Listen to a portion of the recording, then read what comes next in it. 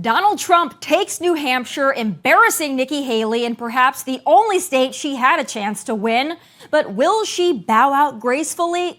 Unlikely. In fact, if Nikki Haley is a Democrat plant, would I be surprised? Not at all.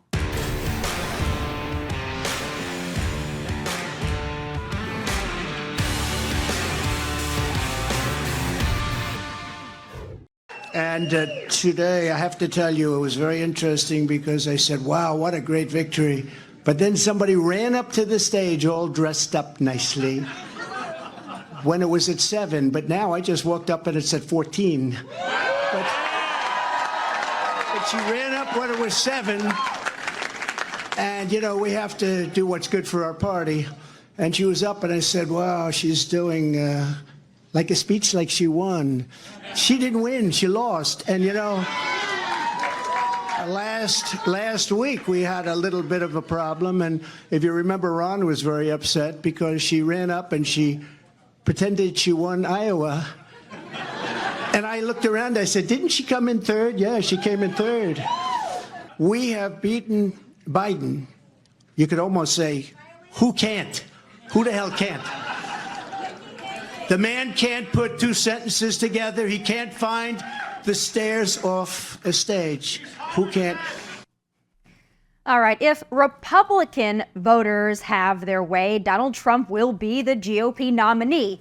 If Democrats, corporatists, globalists, rhinos, and neocons have their way, it'll be Nikki Haley.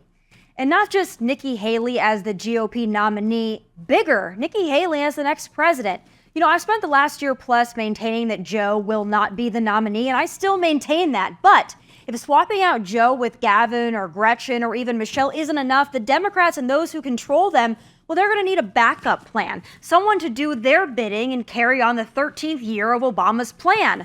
That person in that backup plan could be Nikki Haley. Think about it. She doesn't threaten the military-industrial complex. We know that, or those who benefit from it. She doesn't threaten the open border. She doesn't threaten to bring election integrity or fairness for women's sports and spaces.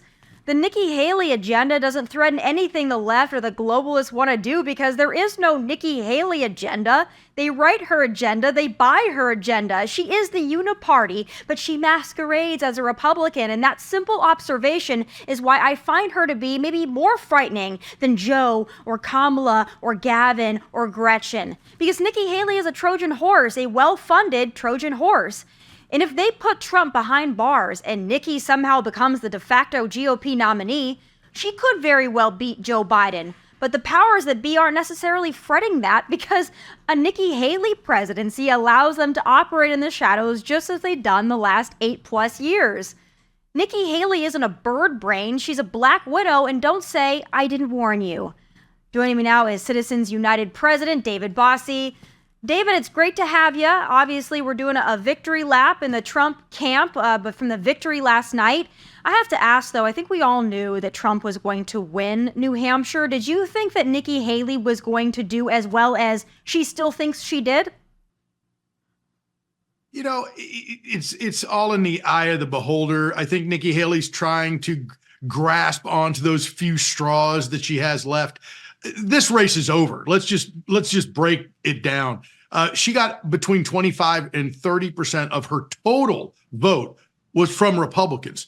This is a Republican primary, and she only got less than a third of her vote were from Republicans. And she wants to tout that she came close, but she really didn't come close. 11 points is an enormous victory when you have that many independents turning out to vote in the Republican primary. Donald Trump trounced her.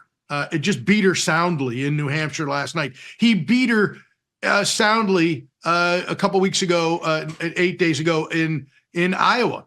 So this race is effectively over. She's going to try to stay in it for many of the reasons that you talked about. But there's going to be an inflection point here where she's going to have to decide, is she going to burn the bridge that she is on?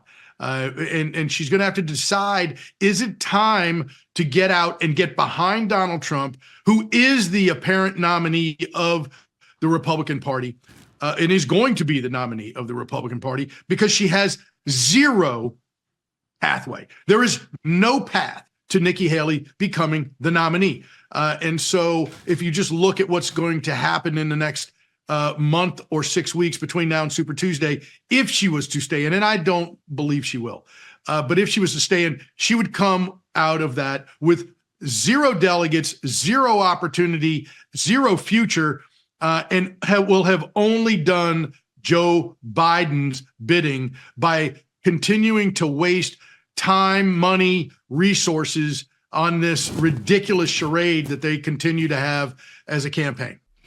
Do you think, though, that there is some possibility that Nikki Haley and the Nikki Haley team feel like maybe they are going to somehow, like I mentioned, become a default nominee if something were to go down with the 4 indictments, if Donald Trump were to be convicted, thrown behind bars? Do you think that she has vowed to stay in to the bitter end because she's somehow sitting there waiting, like, in Buzzard's circle? It feels like that's kind of what she's doing. Ron DeSantis, I believe, cares about the country. I believe he cares about the party. He knew that he put all his chips into Iowa, spent a lot of time there, and he wasn't able to, mount that hill in Iowa. So he said, hey, listen, there's not a pathway. I'm going to get out. I'm going to support Donald Trump.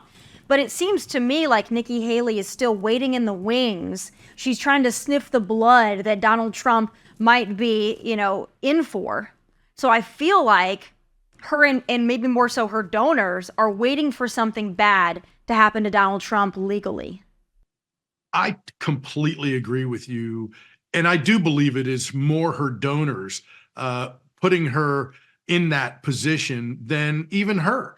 It's not that she disagrees with it, but if those donors were to abandon her, she would be out of this race. That's a fact. So I think that Nikki Haley has a lot of contemplating to do. And let me just say that if you recall what happened a little over a week ago in Iowa, Ron DeSantis, as you said, I have no pathway.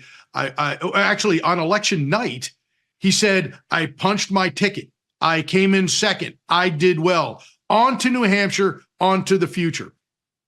Within several days, he came around and looked at the path, looked at his opportunities, and decided to get out. I'm hopeful that in the heat of the moment, Nikki Haley said, I've come in a strong second, even though she didn't, and I've done all these things, and I'm going to move on to the future. And really now, reality is starting to set in, and the harsh reality of there is no pathway. There's not even a modicum of a pathway by winning delegates. Could she be, the vulture, as you put it, hanging around to see if there's a carcass? Possibly, but you can still do that. If you're Nikki Haley, you could. Ron DeSantis is doing that too. I mean, in essence, he could be somebody that is turned to if the sky fell. And I don't believe that for a second that it's going to happen. But there's a lot of scenarios, a lot of hypotheticals that these folks and their teams will run through. One of them would be that it would be an open convention, right? Yeah. I mean, you could get all the way into the craziness of that, which is not going to happen. But Nikki Haley has a lot of soul searching to do, and we're going to find out a lot about her in the coming days. Well, I want to actually take a look. You alluded to what she said last night. Former President Trump alluded to what she said last night. So she didn't go as far as to say that she won, kind of like she did in Iowa, where she made herself, second place magically. But, she did have a lot to say last night. She was overly confident, in my opinion, as unlikable as ever. Let's take a listen for those that didn't have the pleasure of watching her last night. At one point in this campaign, there were 14 of us running, and we were at 2% in the polls. Well, I'm a fighter. And I'm scrappy. And now we're the last one standing next to Donald Trump.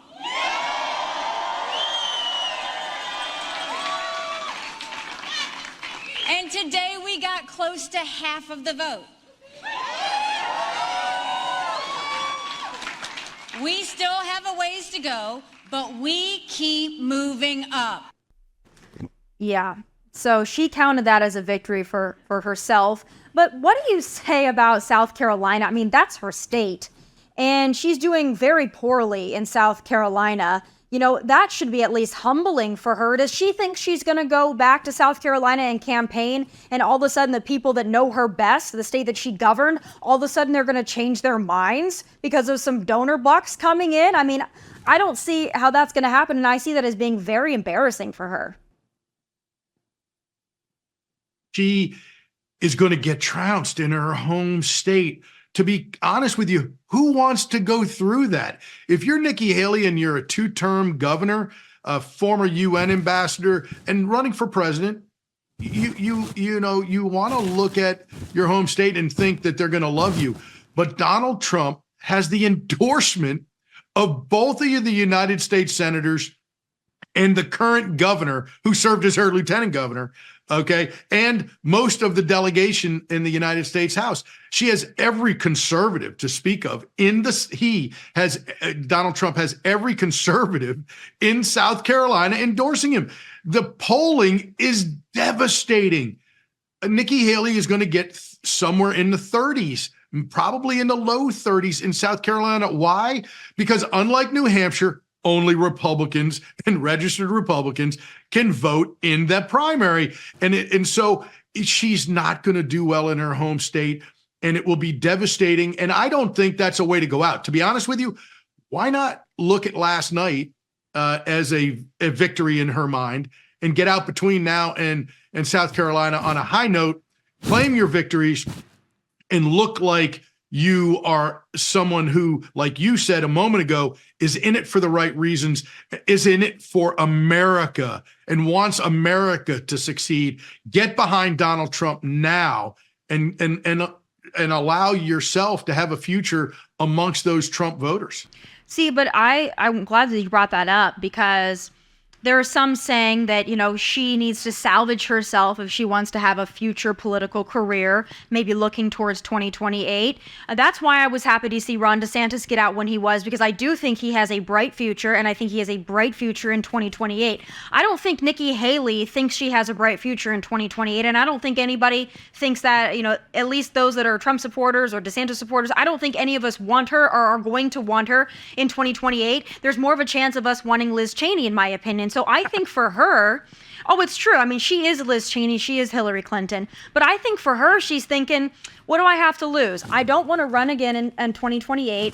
I might as well keep going. I got the donor dollars behind me. I know that whenever I do get out, I'm still going to have a position on some board making way more money than I'm worth. So I think for her, it's like, might as well stay in the spotlight. As long as I got people willing to fund me, I might as well keep doing this. She's kind of like a John Kasich in that, where she's just going to stick around because why the hell not? I don't think she's trying to garner a political future. I think that she's just doing this now because she likes the spotlight, and she's going to ride it out for as long as that spotlight and the dollars remain. Unless, and I look, you are right on target. You're right over the target on that. It's whether or not she believes she is capable of being on that short list for vice president while Donald Trump is still in the process of making up his mind as to who it is. So by getting out and endorsing him, you probably endear yourself to him a little bit and fix and repair some of the bridges that you've burned by staying in until the bitter end, as you described, with the donor class really forcing this. She removes herself from that. So I don't know the percentage that she has to be the VP nominee. Anyway, I do know his personal relationship with her fairly well. So I wouldn't say that it's very high, but if you're going to have any chance, it would be by getting out now. Yeah, I don't see her being the running mate. I don't see Donald Trump making her the running mate. I don't know why.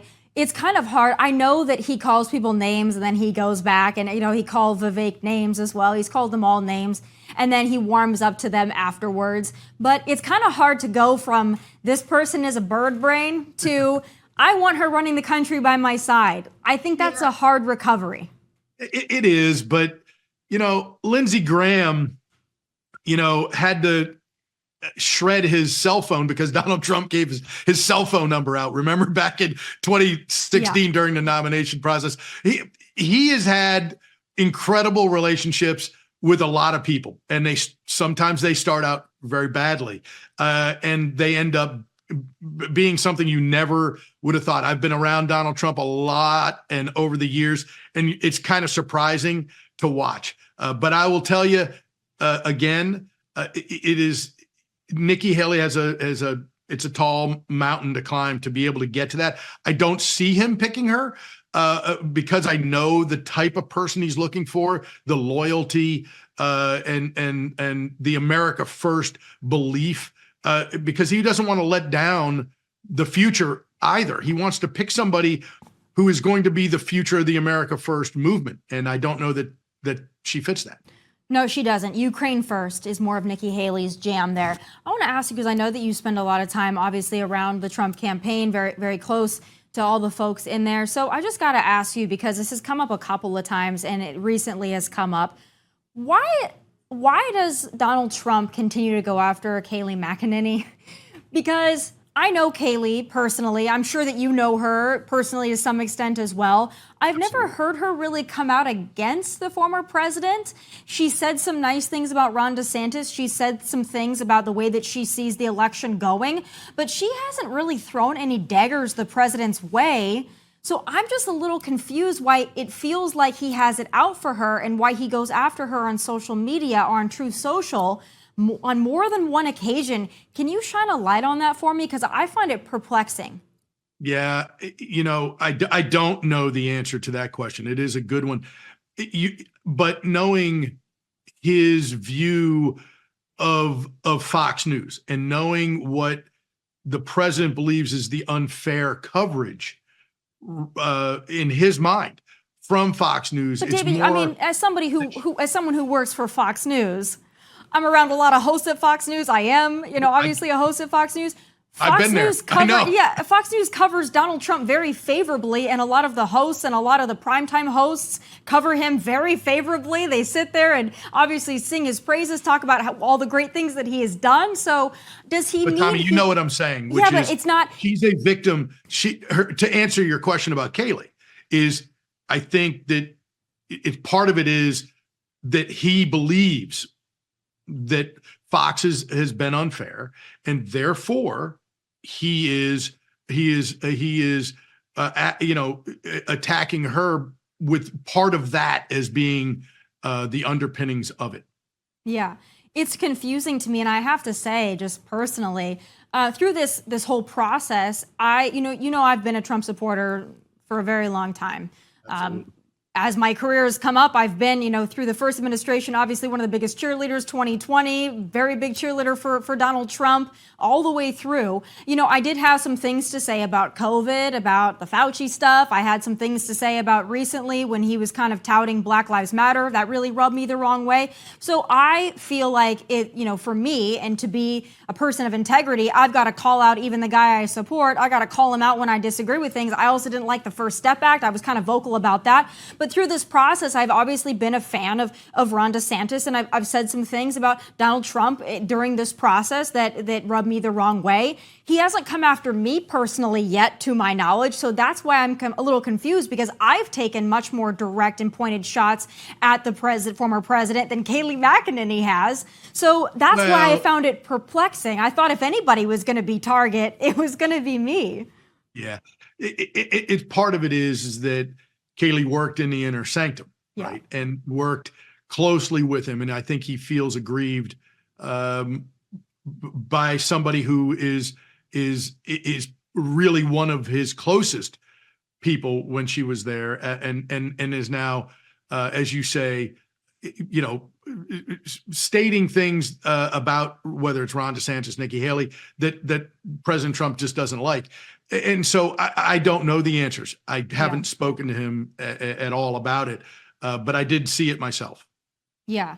So, I mean, I'm a big fan of Kayleigh McEnany. I think she's such a sweet and wonderful person, and I think she did such a good job in her role for Donald Trump. I think that she did the best job of anyone on that podium and that lectern. So I would just like to see that get smoothed over, because I just think that she's such a great person and such a great advocate and ally of the America First movement. But that's all I will say on that. The last thing I want to ask you about is, again, the January 6th stuff. I don't think we're ever going to know the truth about January 6th, but we get some more information that's troubling, and then it feels like a lot of people just find it to be a right-wing conspiracy, but we now are getting word that the House January 6th committee, which was a sham committee, deleted more than 100 encrypted files before the GOP took the majority.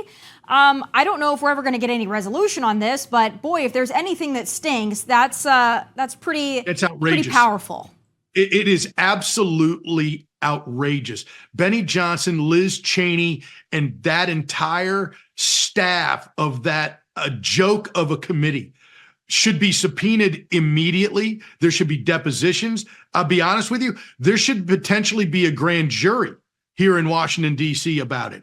This is not something that is just some right-wing, conspiracy theory. This is outrageous. And I will say, as somebody who was a victim of that committee, they released, when they released their report, they released the personal information of many of us. I'm not the only one.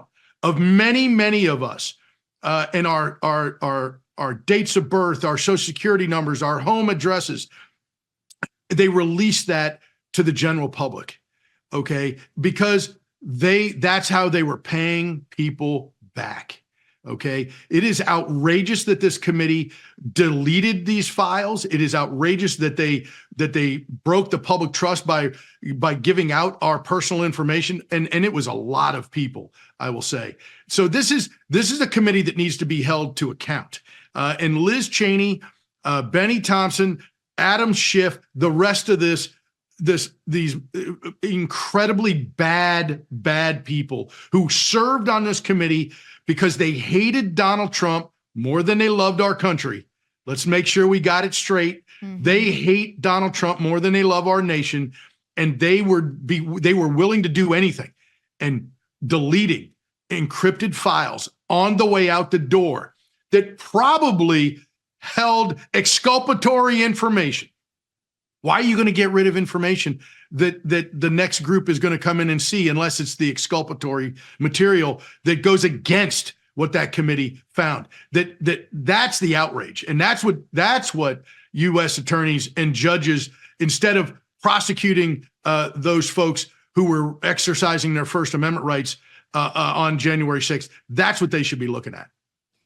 It worries me coming up into this next election as well, because it's not just that. We also know that the feds encouraged banks to search for terms like mega and Trump and other things, keywords that they found to be problematic. It just feels like heading into the next election, there's going to be such a silencing campaign going on that for anybody that wants to talk about election integrity, anybody that wants to talk about very real instances, provable instances of voter fraud, it feels like now everybody feels terrified to say anything of the sort, to question anything at all, because they know that the weight of the federal government and all these other outside entities is going to be on them. It feels like it's going to be quite the chilling effect heading into November. And we know Donald Trump is going to say it like it is. We know that he's always going to go out there. But for the people that are, littler than Donald Trump, that don't have the resources that Donald Trump has, what's your advice to them? Just average, everyday Americans who are worried they're going to be swept up in this because they support the former president and we've got an election coming up.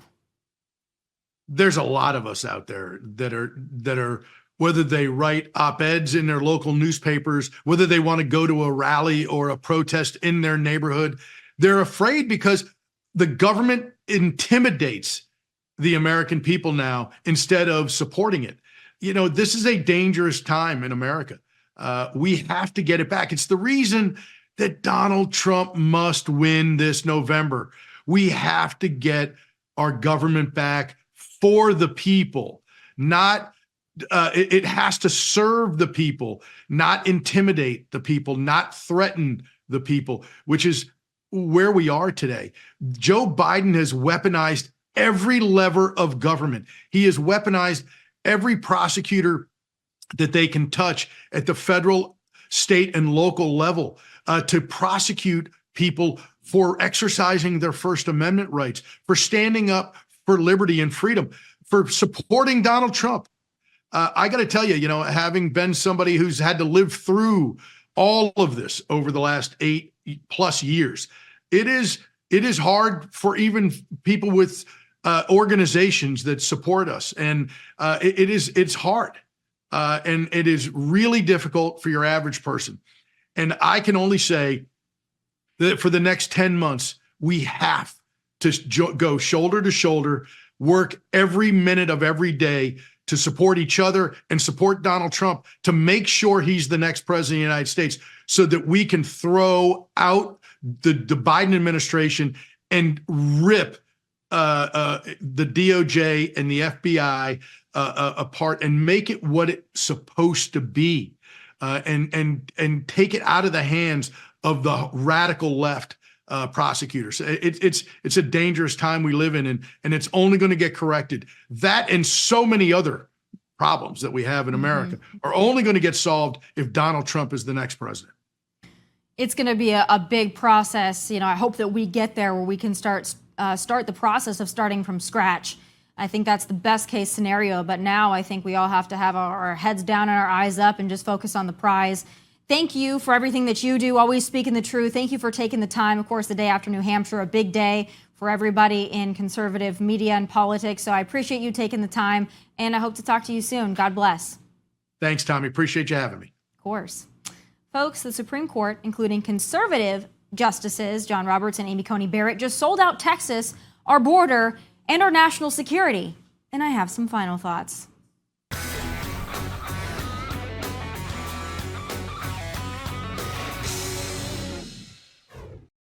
So this week, the Supreme Court ruled 5-4 that the Biden administration is allowed to instruct border agents to cut and remove the razor wire the great state of Texas has been using as a last resort to protect and defend their border and ours.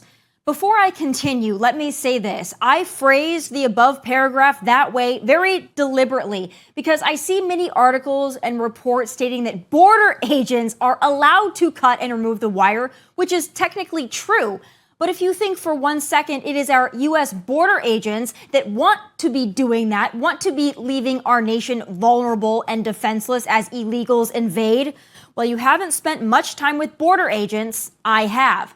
Now, the ruling states that by installing the razor wire, Texas is interfering with border agents and their ability to perform their duties. Well, that's BS, and we all know it. Their duty is to protect our border, not open the floodgates for the invasion. But this isn't their fault. They are, by and large, as sickened by this process as we are. But nevertheless, here we are. The Supreme Court, including the two turncoats, Justice John Roberts and Justice Amy Coney Barrett, have sold Texas and our national sovereignty and security down the river. And this isn't the first time the Biden administration has done this. When the state of Arizona tried to use shipping containers to protect and defend its border, the Biden administration also intervened and sued to prevent it. The Biden administration, or more accurately, the Obama and Soros families, don't want the border protected, and they don't give a rat's ass about our national security either.